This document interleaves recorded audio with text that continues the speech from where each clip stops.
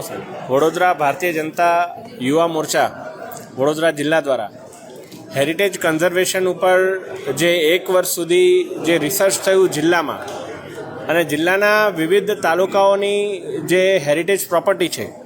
એના ઉપર રિસર્ચ કરીને એની કઈ રીતે વધારે સારી રીતે જાળવણી કરી શકાય, એનું ઐતિહાસિક મહત્ત્વ, એને સંકલન કરતી એક હેરિટેજ કન્ઝર્વેશન ઉપર એક બુકનું આજે વિમોચન કરવામાં આવ્યું। સાથે સાથે અનંતા ચેરિટેબલ ટ્રસ્ટ એવું ટ્રસ્ટ કે જે હંમેશા સારા કાર્યો માટે એને ઉપાડી લેવા માટે તત્પર હોય છે, એમના દ્વારા આસોજ વાવનું પણ કન્ઝર્વેશન કરવા માટેનો એક સંકલ્પ લેવામાં આવ્યો છે। અને જ્યારે આ સમગ્ર કાર્યક્રમ યોજાઈ રહ્યો હતો ત્યારે આપણા પૂર્વ મહામંત્રી એવા ધર્મેશભાઈ પંડ્યા દ્વારા પણ શેપુરા ગામના વાવનું પોતે એને સંરક્ષણ કરવા માટેનો પણ સંકલ્પ લેવા માટે એમણે દત્તક લેવાની જાહેરાત કરી છે। ત્યારે હું માનું છું કે આદરણીય વડાપ્રધાન શ્રી નરેન્દ્રભાઈ મોદી સાહેબનું જે વિકાસ બી વિરાસત બી જે સૂત્ર છે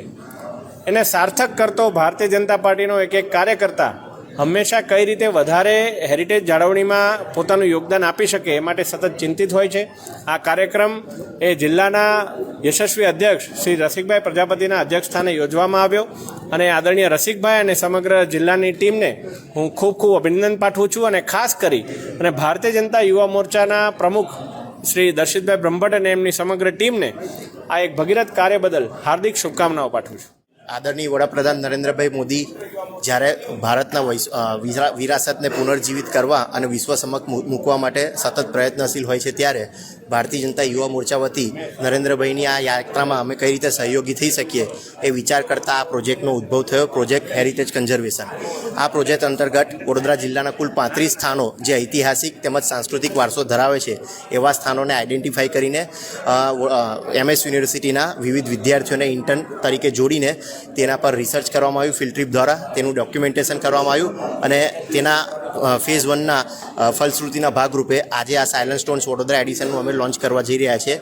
આ પ્રસંગે વિશેષ રીતે યુવાઓને પ્રોત્સાહિત કરવા વડોદરા લોકસભાના યુવા સાંસદ ડૉક્ટર હેમાંગભાઈ જોશી તેમજ જિલ્લા ભાજપના અધ્યક્ષ રસિકભાઈ પ્રજાપતિ વિશેષ રીતે ઉપસ્થિત રહ્યા છે। બીજા તબક્કામાં અમે આસોદની જે વાવ છે પૌરાણિક, જે વડોદરા લોકસભા અને વાઘોડિયા વિધાનસભામાં આવે છે, તેને રિવાઇવ કરવા માટે આજે જાહેરાત કરી રહ્યા છે। સાથે સાથે શેરપુરાની વાવ પણ ધર્મેશભાઈ પંડ્યા દ્વારા રિવાઇવ કરવાની જાહેરાત કરવામાં આવી રહ્યા છે। આજે વડોદરા જિલ્લા યુવા મોરચા દ્વારા અને અનંતા ચેરિટેબલ ટ્રસ્ટ દ્વારા વડોદરાનો વારસો જે બુક લોન્ચ કરવામાં આવ્યું છે, ત્યારે મિત્રો વડોદરાની અંદર હેરિટેજ વાવ આવી ઘણી બધી વસ્તુ પૌરાણિક વસ્તુની જાળવણી રાખી છે, ત્યારે એને ઉજાગર કરવા માટે, એની સંભાળ રાખવા માટે વડોદરા જિલ્લા યુવા મોરચા દ્વારા અને અનંતા ચેરિટેબલ ટ્રસ્ટ દ્વારા